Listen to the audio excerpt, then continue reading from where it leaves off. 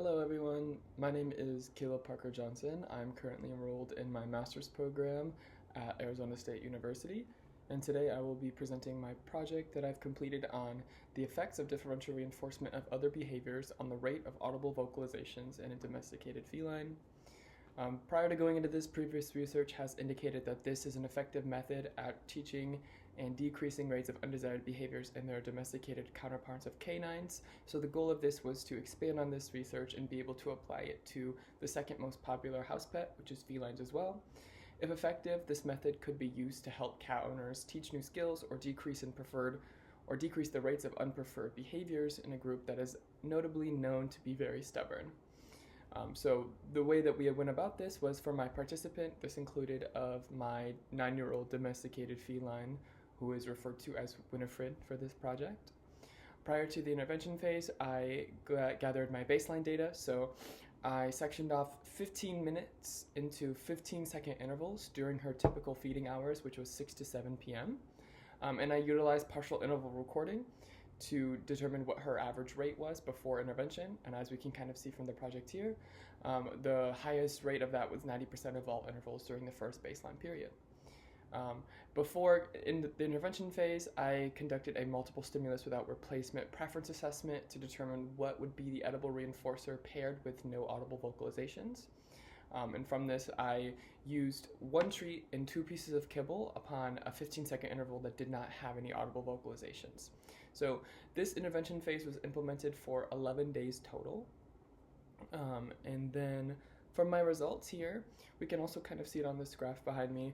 I didn't have a lot of change between my baseline and intervention phases.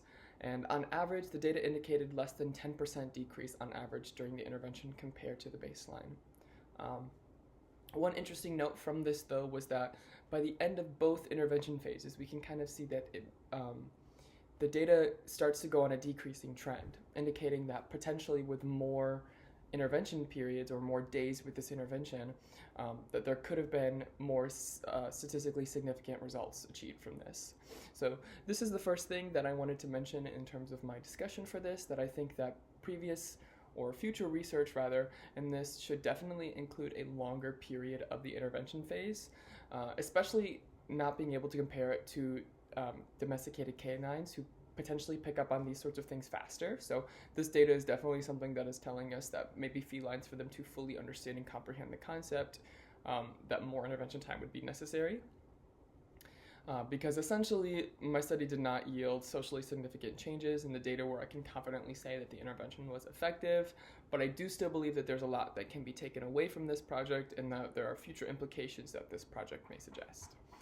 So first and foremost, I know we've already discussed that the intervention periods could potentially be longer, especially when teaching to a feline who are obviously notably stubborn.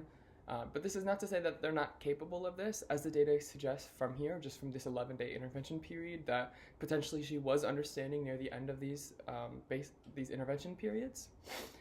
Another barrier that I encountered during this, which I think that led to my results not being socially significant, was inconsistencies in the research or implementation of this.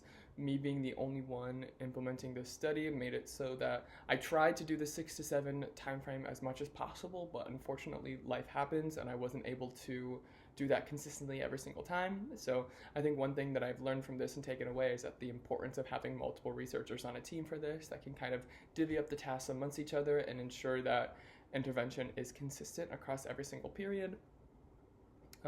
Another barrier that I definitely encountered, but hopefully tried to mitigate before intervention, was dealing with food and decreasing her rates of audible vocalizations during mealtime. Inevitably, though, she does need to be fed, so what I tried to do to combat this was give her the kibble alongside the treat during this time frame, but also delay the time frame that her meal was actually delivered to a little bit later than usual, so she didn't just associate, I don't have to do these vocalizations, or I could just, act however I want during this time, and I'm still going to receive my audible reinforcer, which is, the meal time being delivered. So I do believe that I tried to mitigate this as much as possible, but I do want to mention it as it still is a potential confounding variable for this. One thing I learned from this project more than anything was probably how stubborn my cat can be. But I also think that it highlighted to me the potential that she does have the ability to learn. I think in general, we often assume that cats aren't able to be taught these sorts of things just because they are notably stubborn and they do just follow their own rules. But I think taking away from this data, I started to notice that she was capable of learning these things, and I definitely think that further research should touch on this. There are definitely things that I would do differently if I were to conduct this project again.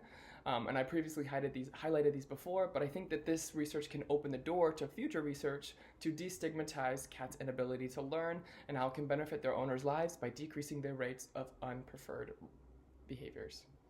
Thank you so much for listening. I hope you learned something.